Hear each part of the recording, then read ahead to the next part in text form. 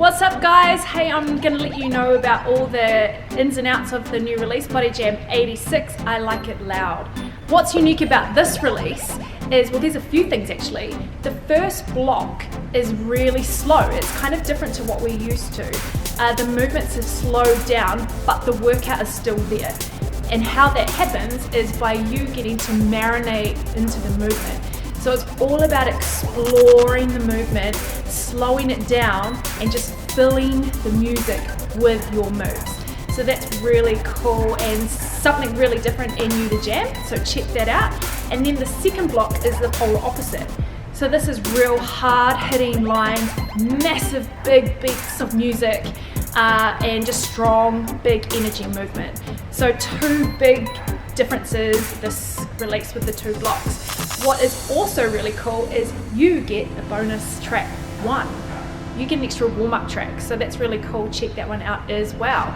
So what I'd like to do is just go through some of the movements and give you some key tips to help you master the movements for your classes. So we're just going to start with actually track 2 today, and one of the key points in this track is just getting the bounce in your legs. So the key in track 2 is all about getting the rhythm and the bounce in the legs. So when you're doing all the weight in the shoulders, it's all about the bounce. Sweet. Track 3 is a really hype merengue track. It's super fun. You guys will know this song. It's kind of old school but with a new flavor feel. And for this one, the key tip when you're doing the merengue is to keep the heels on the floor, so you're walking with a flat foot. And then this helps you to shift the hips from side to side.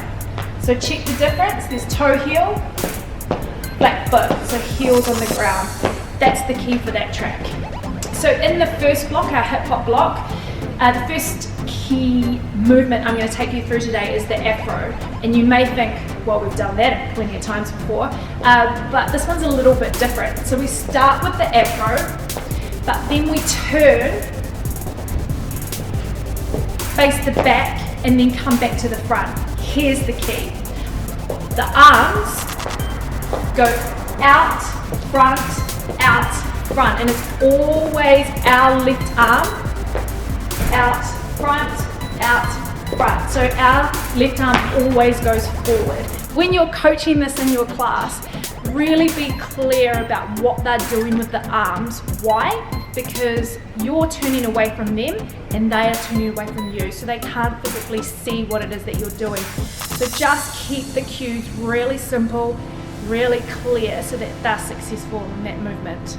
Cool? The next movement that's really fast, and this is going to come out of nowhere in this block, is the wave into the snap turn. So you start facing the side, wave down the body, snap, turn. And it's a 1 count turn. So the count's actually 5, 6, 7, and 8. And you step onto your left foot and land with your right. Wave, 7 and 8, cross your right leg. Cross your left leg. So guys, overall for this block, when you get into the last track, just again, it's all about slowing the movement down. So getting to really feel the movement and slow it all down.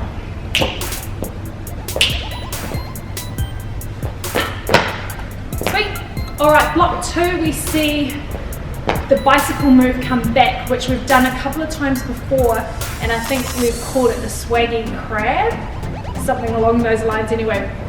So the key for this movement is you start with your right hand on top always, and you grab it. So you're grabbing on top. Now to get the feel of this move, you've got to drop your shoulder toward your hip. Drop. So you're always dropping your shoulder toward your hip, and that will help you to sink into the feel of this move. Then, this is my favorite move. We hit a new move called stir fry, where you straighten your arm and you're just winding the hand, keeping the hips rolling. From here, we whip the arm around the head And then we go into an arm line whip movement. The real key to this move is to keep the feet moving the whole time.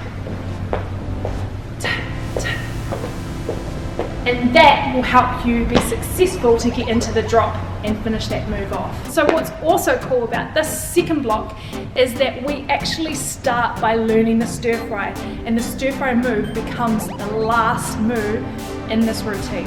So we start by learning the last move, and then we progress into learning the start of the movement before we put it all together. So as you would have seen recently, we've put out the new updated coaching model for BODYJAM.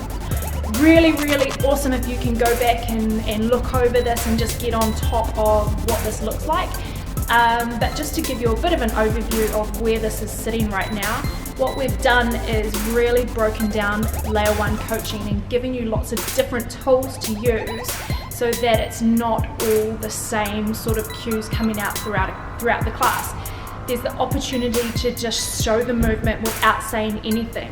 There's the opportunity to just name the movement and then show and tell. And it's all about getting those visual learners to see the movement before you actually start coaching it. The key with this is obviously the more difficult the move is, then clearly you're going to coach them into that movement. If it's super simple, like in block 2, all we do is stand on the spot and then throw the arms down and out, then that's a great example of a movement that you would just show and tell and not coach. The music drops, the movement is really simple, there's not a lot to say, people will just follow by watching you. So check out the coaching tools so that you can get updated on what that looks like and just see all the different ways that you can coach people through layer 1 so that they feel successful in what they're doing and that you're getting the whole room moving really simply but in a different way so it's not the same throughout your class. Have fun. Cool guys, have fun with this release, it's super sick. Lots of contrast and heaps of opportunity for you guys to just show your love for the dance and for the music. Enjoy.